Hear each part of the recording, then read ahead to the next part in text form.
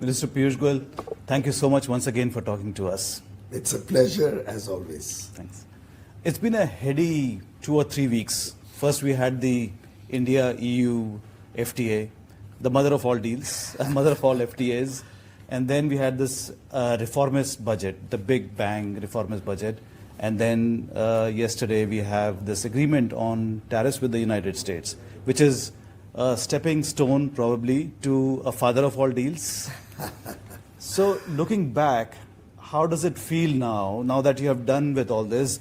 Are you feeling relieved? Are you feeling anxious? Or that the hard work is yet to come? That was the easy part. Not at all. I think neither is any part easy or difficult. That's a frame of mind. But I'm very excited about the future of India. I can see before my eyes all these international engagements, and we've done 9 agreements across the world, east, west, covering different continents, covering 38 countries. 37 of them developed. Mauritius is largely the Indian origin population, not competing with us on anything. These 38 countries represent a very large part of the world GDP. They are all rich countries who don't compete with us on almost anything. They are largely complementary economies. Therefore, I can see before my eyes the huge potential that going international is going to provide for our farmers, our fishermen, our workers, a lot of job opportunities, our business persons, investors, MSMEs will flourish. Effectively, we have opened up large markets in addition to India's fastest growing large economy providing a big market itself, so that economies of scale can come into play, high quality production of goods and provision of services can become the hallmark of India. And this is the path to Viksit Bharat 2047. Right. So what we saw yesterday and what we read yesterday was the end of the negotiations. And as journalists, we only get to see the end. Then we analyze it, report it. We don't know the kind of effort that goes into reaching the final negotiation. So can we ask you to just take us behind the scenes and tell us what are negotiations like? Are they acrimonious? Are they very friendly? Do negotiators have dinner or lunch together sometimes or have a cup of tea? What is it like? Well, I think it's fun. Negotiations is all about being sharp on the uptake, being able to crystal gaze into the future, looking at things laterally so that you don't get stuck at a point without understanding the many dimensional ramifications. And negotiations is a lot about keeping your cool, though occasionally for effect you may even lose your temper. But I must say, I've been blessed to be guided in the negotiations by Prime Minister Shri Narendra Modi ji, by Home Minister Shri Amit Shah ji, my other colleagues in the cabinet. I've been very fortunate to have an outstanding team of negotiators, both in the Commerce Ministry, ably supported by officials from other ministries, and at critical points of times, supported by the Prime Minister's office and the Cabinet Secretary.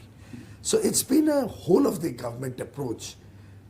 It's yielded us very good results, speedy results, and I dare say, in none of the 9 agreements have we compromised national interest.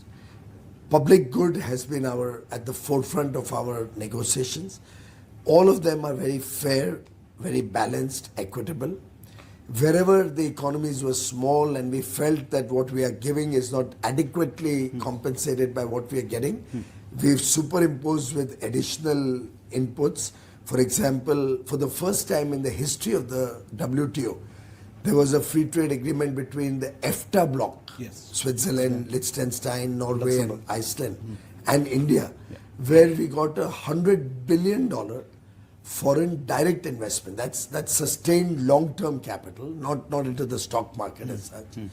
FDI of $100 billion over the next 15 years, which I feel will seed nearly $500 billion of investment at the aggregate with debt and Indian capital and maybe the ecosystem around it, create 5 million jobs overall and 1 million jobs directly. And if they don't invest, I have the ability to claw back the benefits that we have given in the FTA. It's the first time it has ever happened. Other countries are now following that template. Right, right. So what were the US negotiators like? I know you wouldn't have met them personally, but you would have got reports from your... No, I've met every negotiator personally. Really? And we've built a very strong partnership and relationship. See, negotiators have to do their job. Yeah. It's a lot about each one protecting his own interests and looking for the maximum benefit for his country. Yeah. And we should respect that. Yeah. We should also respect the fact that it's a tough job, because what we do in a FTA is going to affect the nation and our country and our people for decades to come. So one has to be very cautious, one has to be sharp, and at the same time you build a rapport with the negotiator, because there's often that rapport helps you get some additional benefit. That rapport helps you to understand each other's mind. There are often trade-offs that one is required to do. But in the aggregate, the style of negotiation that India has pursued has been to respect the other country's sensitivities, as we expect them to respect our sensitivities. Did they respect our And sensitivities? in every one of the 9 agreements, I must say that on a personal note, I built up very good relations with my counterparts. In the US also? In every USTR? country, USTR and other officials, other ministers in the US have become like so close that I could say that they're like family members, or we can pick up the phone and call up any of them at any point of time. So if There's a problem, time I actually sent a message, "Are you free? Can I call?" And I got a shout back, "Call anytime, 24 hours. Don't even bother to message me." So that's the kind of rapport we build up at ministerial level, at operating negotiating team level. And the best part is, in all of these negotiations, Honorable Prime Minister's relation with his counterpart, with the leader of that country or that block of countries, That matters, were yeah. fabulous, were just absolutely outstanding. I can tell you, the European Union, for instance, 27 nation bloc. It's not easy to get 27 nations on the same page. Yeah. For us also, we had to carefully assess the impact of every decision in the lens of 27 nations' economies. But I dare say this is one agreement that each and every one of those 27 nations has welcomed. Right. The India-EU FTA is one agreement that has not seen any negativity across Europe, while on the other hand, an agreement they did in 2019 is still struggling to get done with. Is this willingness of the opposite side negotiators to be, so friendly and willing to compromise on certain respects? See, nobody compromises. Everybody has to protect their own. What happens normally is that you balance your trade, what you're getting and what you are giving. It's a give and take. Yeah, it's a certain amount of give and take. And the good part is these are not competing economies. As I said, Prime Minister Modi is very focused. If India has to become a developed country, we have to work with other developed countries in the world. And therefore, his focus has been on expanding trade relations, opening avenues for growth and business with other developed countries, not developing countries. And developed countries naturally are unable to compete on our areas of interest, and they have things to offer which really we need. Right. So it's a win-win for both. Yeah. In the larger picture, is this agreement on tariffs with the United States, is it like an inflection point, a turning point in our relations with Washington? And I'm asking you because there's a wonderful article in the Indian Express today by C. Rajamohan, and I'll just quote very quickly, and I ask your opinion on this.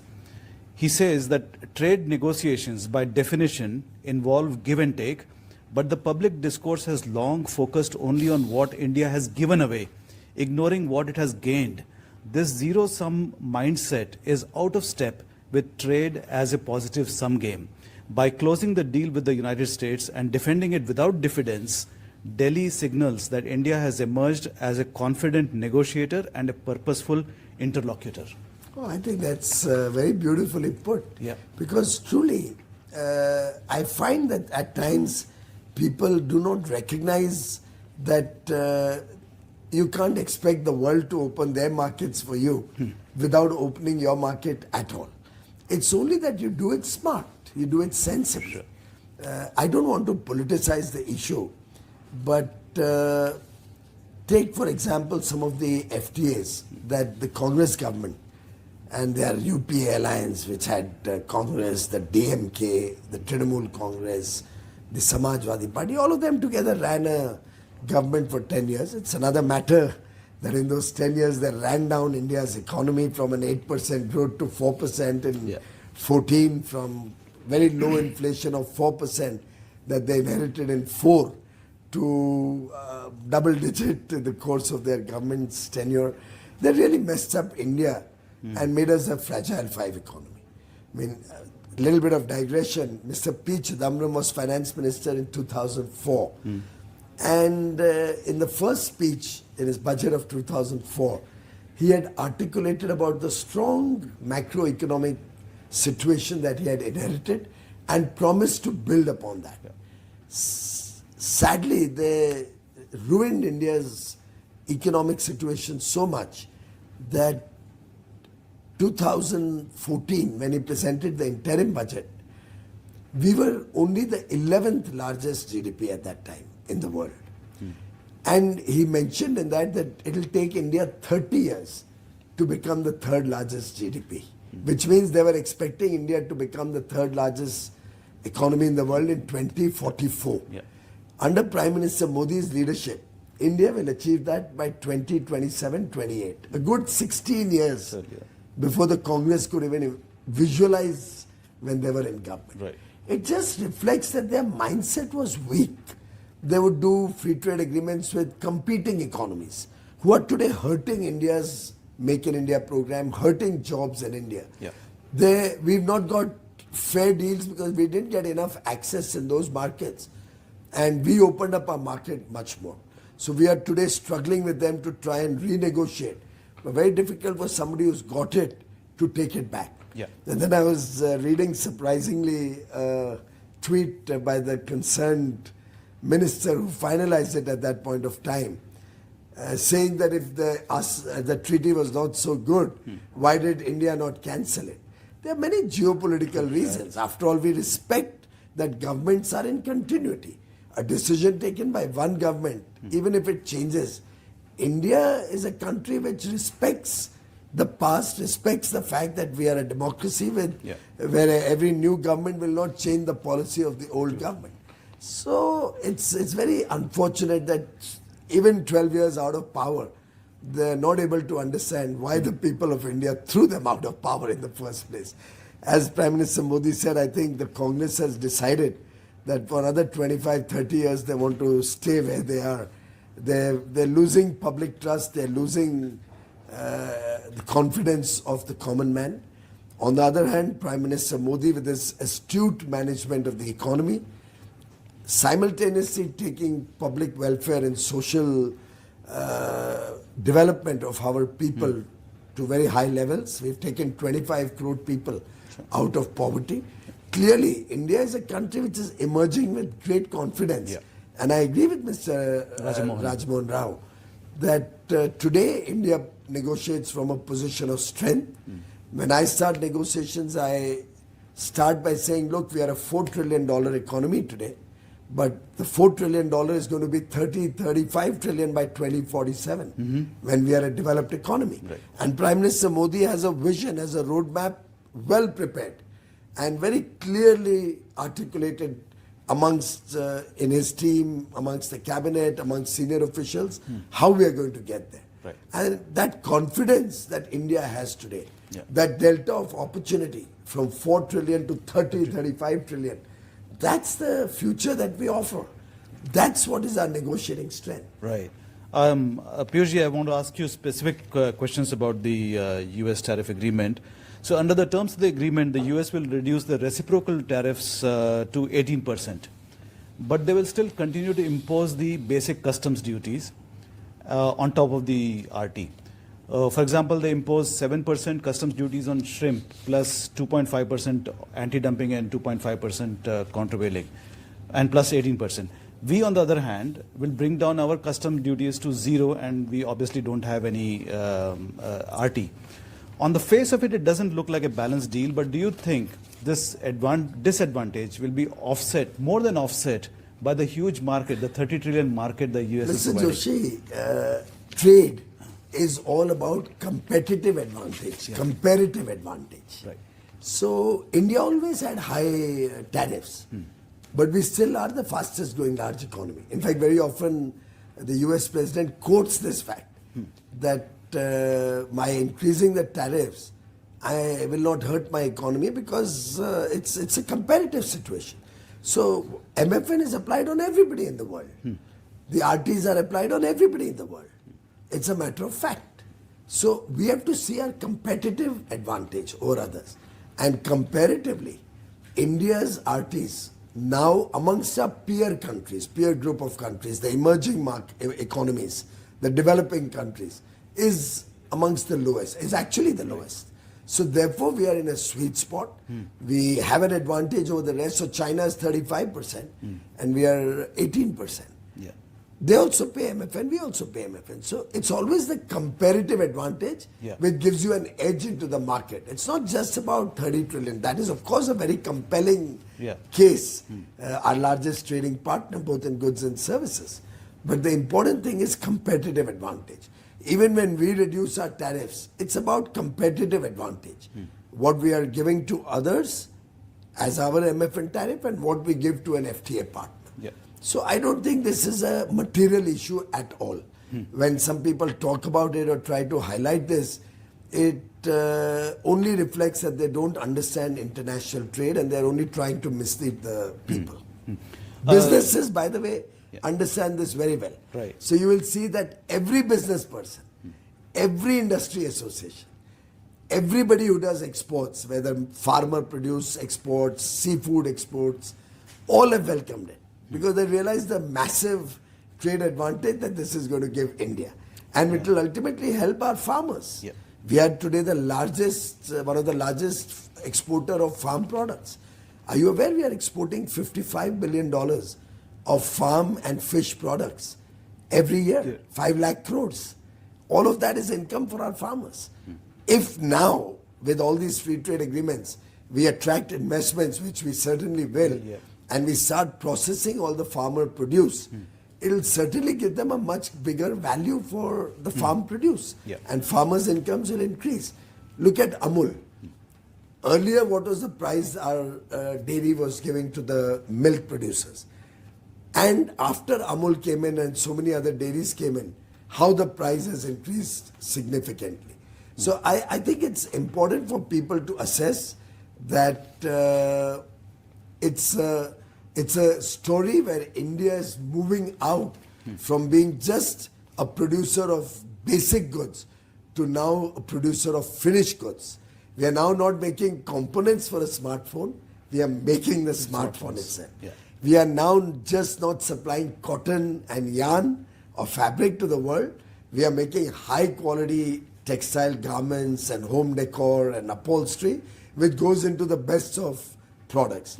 We are now not just making Kolhapuri chappals as a leather footwear sold with an Indian brand. We are selling Kolhapuri chappals marketed by Prada. This is the new India that all of us are proud to be a part of. We have committed to purchase $500 billion worth of goods from the United States. That's over the next 5 years. So that's comes to $100 billion per year. Basically, we are looking to double our current imports of 50 billion. Right? You have said that the additional 50 billion will come from aircraft, high-end products like chips, etc. Can you clarify that this includes the orders already placed for Boeing aircraft, or is it in addition to that? everything that we are talking about is in continuation and includes what we already are purchasing. If you will read the joint statement, it says India intends to purchase $500 billion of US energy products, aircraft and aircraft parts, precious metals, technology products, cooking coal, and many other products. Now, let me set this in context. This is over 5 years, 500 billion over the next 5 years. Even today, we are importing between 45 to 50 billion dollars. Yeah. These are products which we don't have in India. Do we make aircrafts in India? We are going to need aircrafts. We are going to need engines for aircrafts. We are going to need spare parts.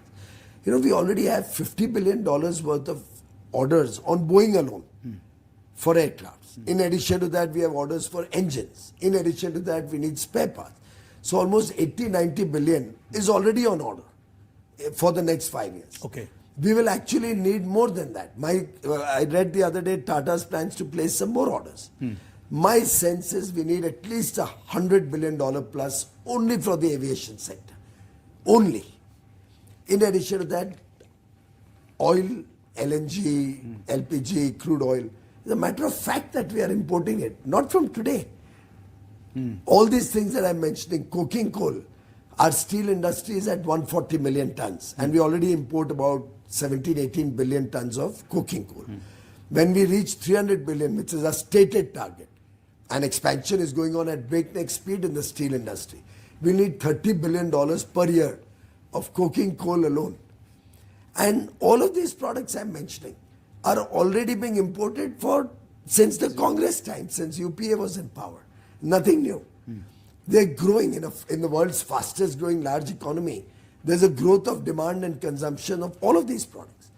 In addition, we announced in the budget we want to promote data centers, we want to promote AI mission, we want to promote critical manufacturing and critical minerals processing in India.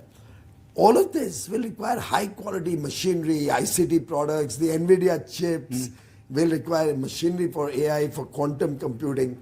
Where is all of that going to come from? The world's most powerful technology provider is the United States. And in that we are growing almost double digit, 15, 20, 25% a year. We could actually look at data centers.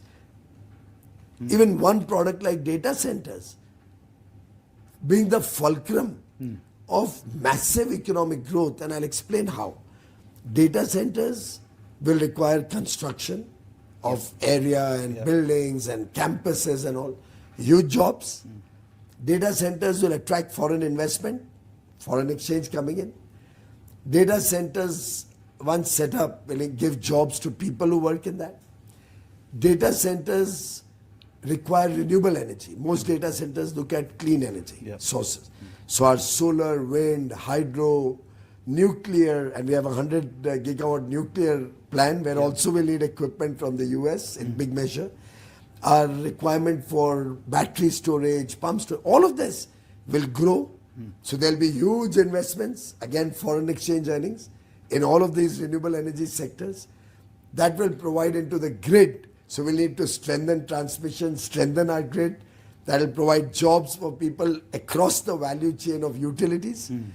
Once data centers come up, there's a huge ecosystem around it. More jobs, travel to come and go, more opportunity for aviation. And finally, when we provide cloud services through these data centers internationally, and India's data is the cheapest in the world, probably 3-4% of what the US data costs are. So that will attract more people to India. You're going to earn foreign exchange. Look at the holistic thinking that Prime Minister Modi works with. I dare say our Congress friends, our colleagues in the opposition can't even think 10% as laterally and as comprehensively as Honorable Prime Minister Modi thinks. It's very unfortunate that they only can try and mislead the people. 500 billion, if you ask me, is a modicum part of what we are going to need in the next 5 years in these set of imports. We are even today importing $300 billion of goods that can be imported from the US. We are importing from all over the world. That is going to grow up to 2 trillion in the next 5 years, by requirement for these goods, which I just Yeah. highlighted, in the next 5 years is worth $2 trillion. So I see no problem at all in importing $500 billion. But they have to be able to provide. So I told my counterparts that look, I can assure you that there is demand in India, but you have to be competitive. Boeing has to supply those planes. If I place orders and they don't supply, then I'm not responsible for it. Yeah. So 100 billion is very conservative. I think it's extremely conservative for a country which wants to become a $30 trillion economy, which India intends to. If in the next 5 years we don't grow rapidly, how will we ever achieve $30 trillion economy? And we are convinced that for the next 20-25 years, India will be the fastest growing large economy on the earth. So what's your target for next year? Just for next year, how much would be import? Joshiji, the target depends on the buyers and the sellers. Government doesn't buy all of this. But I know for a fact that Google has announced a huge investment in Andhra Pradesh on data centers. Yeah. I aggregated all the announcements that have come in so far. My sense is in the next 5 years we'll see at least 10 gigawatt of data centers. At least, I'm saying, coming up in different parts of India. Of course, largely Mumbai, Visakhapatnam, areas where the landing of the data cables is currently available. New data cables may also be set up. Yeah. So I think this alone will be an investment, in my humble opinion, of about $150 to $200 billion. Just data centers alone. Wow. So this is the new India. People have to move out of the shell of living in the past and embrace the future. Right. What Prime Minister Modi said in Parliament the other day. Yeah. Bharat is now future ready. We've looked at the joint statement quite closely. There seems to be no mention of safeguard measures in case of significant jump of This is a import. two-page document. Okay. You know that normally when we complete the formal documentation, it's a thick. whole big... Yeah. I know when in the cabinet we went with the European Union document, it was a whole big set of papers, probably about 8 inches high. So it's a lot of things which are yet to be brought in.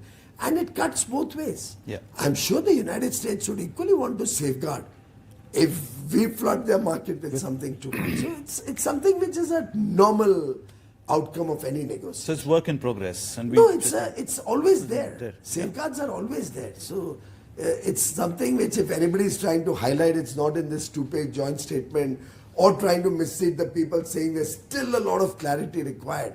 It only reflects the ignorance of those people. And I think the people of India are very smart. They've seen Prime Minister Modi first as CM of Gujarat, 12 years now as PM of the country. Yeah. They've seen the 8 trade deals that he's done. By the way, not a single edit so far. In any of these 9 trade deals, not a single edit. Which could show that this agreement is not in national interest. First 8 are now done and dusted, you can imagine. Yeah. Not a single edit which criticized any of them. I have a related question. There is also mention of additional products which there's no clarity on what they are. So should we just wait for them? Well, India has sensitivity about a certain set of products. Yeah. We've safeguarded all of them and I've made it public. Right. Just to reiterate, I'm sure by now a lot of people are fully aware of the products that we have safeguarded. A lot of people know that this is a government that's unyielding in ensuring that India's interests are protected.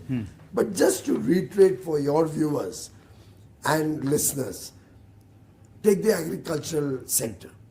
What have we protected? All dairy products. Yeah. No GM products would be allowed to come in. All meat. By the way, we've allowed turkey. Now you'll appreciate, turkey is not no one eats, going to hurt any Indian interest. There's no turkey in India. Poultry, all poultry products are not a part of this deal. No concessions.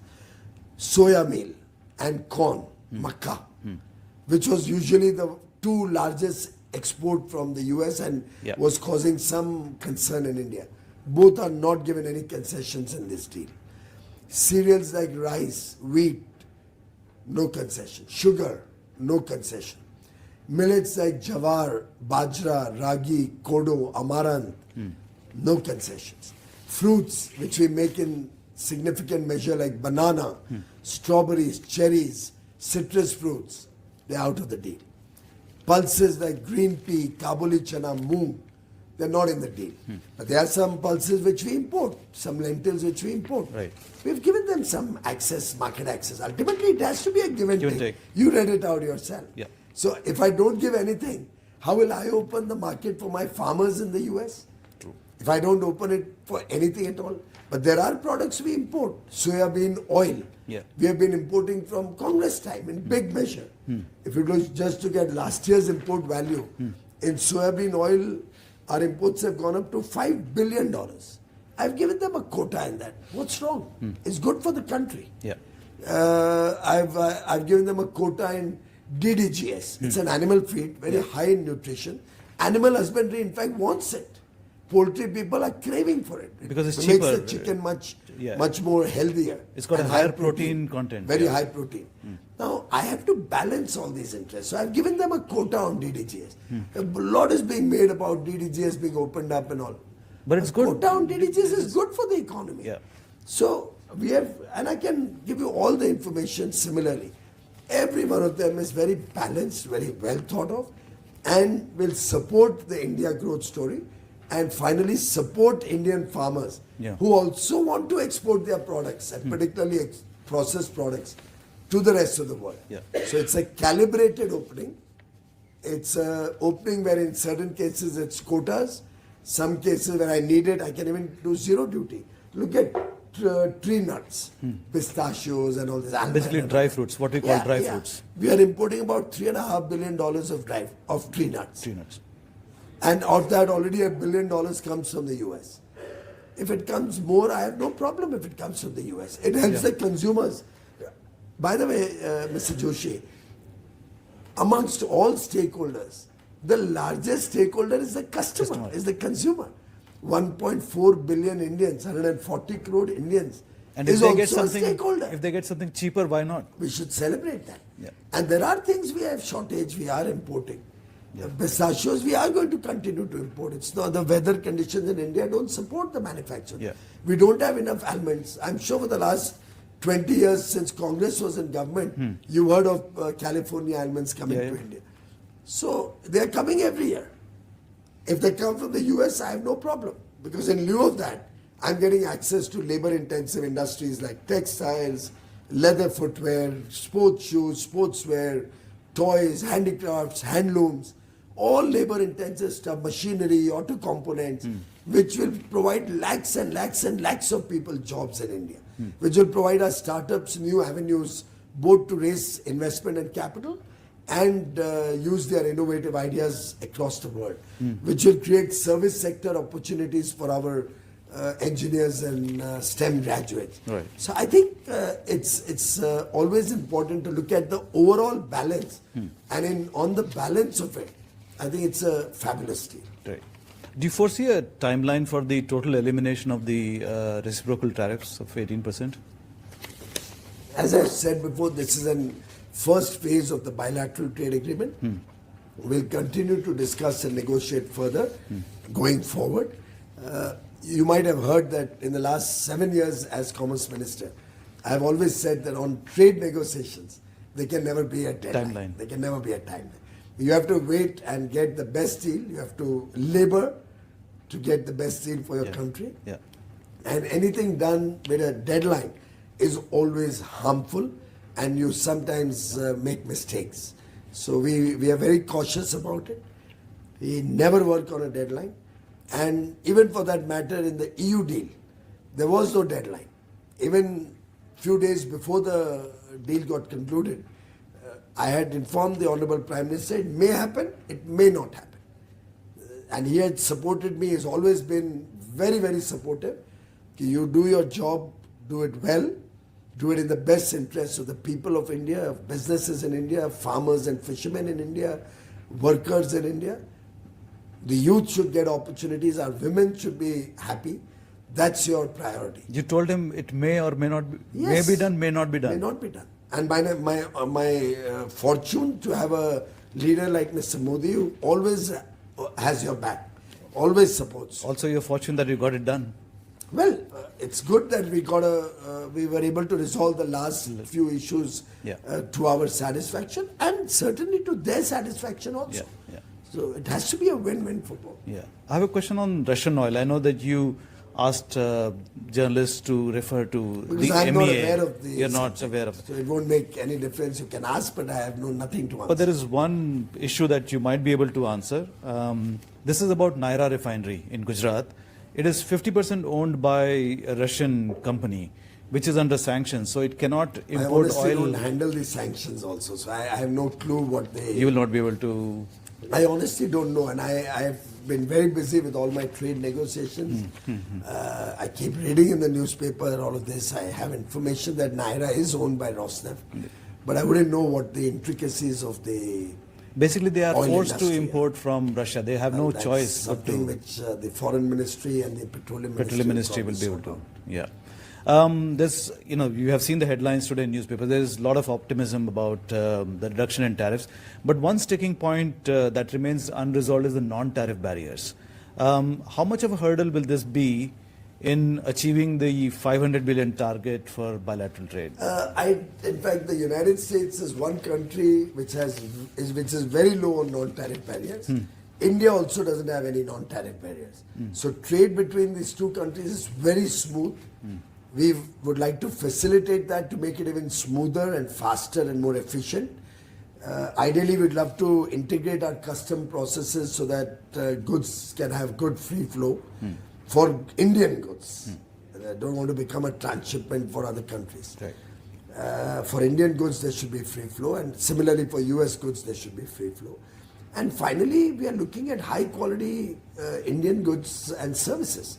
So we are very keen and we are very conscious that if India has to prosper, we will have to engage with the best of quality standards in the world. That is our objective, and that is something which is good for India's economy and future.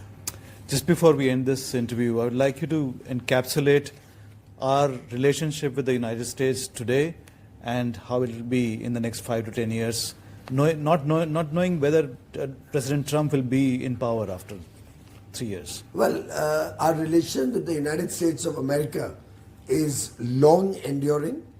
It's one of the most important strategic partnerships in the world. For the last 25 years, ever since Prime Minister Shri Atal Bihari Vajpayee was in government, we have nurtured this relationship, irrespective of change of government on either side. This relationship has only got better and better. Even in the peak of negotiations, when all the naysayers would talk about this becoming a problem and this becoming a wedge in the relationship, you would have observed I have always maintained trade is one aspect of a relationship. Trade will help further cement the relationship. But we have a fantastic partnership in the Quad, we have a fantastic partnership on critical minerals, our technology partnership is strong, our partnership on critical minerals, partnership on defense. It's a strategically very important partnership between the two largest democracies in the world. It's a partnership that affects all of humanity and the globe. The world looks up to a strong US-India partnership. Fortunately, Prime Minister Modi shares a very good friendship, relationship, brotherhood with the US President, as he does with a number of world leaders. He's one of the longest serving leader currently across the world of a major economy. He has built these relationships and nurtured these relationships through the years. And I think that will hold us in very good stead for a very, very long time in the future to further strengthen and cement the India-US partnership. Sure. In the last 1 year or so, our relationship with the United States has been blow hot, blow cold. You will agree? I don't agree. It's been fantastic. On so many fronts, we've had a very positive relationship. After all, trade negotiations are going on. But we signed a 10-year, I think, defense agreement. Yeah. Our trade negotiations are going on, yet they invited us for Pax Silica. And we are a part of that effort to create resilient supply chains, particularly in the context of critical minerals. While this agreement negotiations are going on, we've been, Honorable Prime Minister, President Trump have been in touch. They met in Canada. They've been talking to each other on the phone regularly. And their friendship continues to power on. So would you say President Trump has been good to India?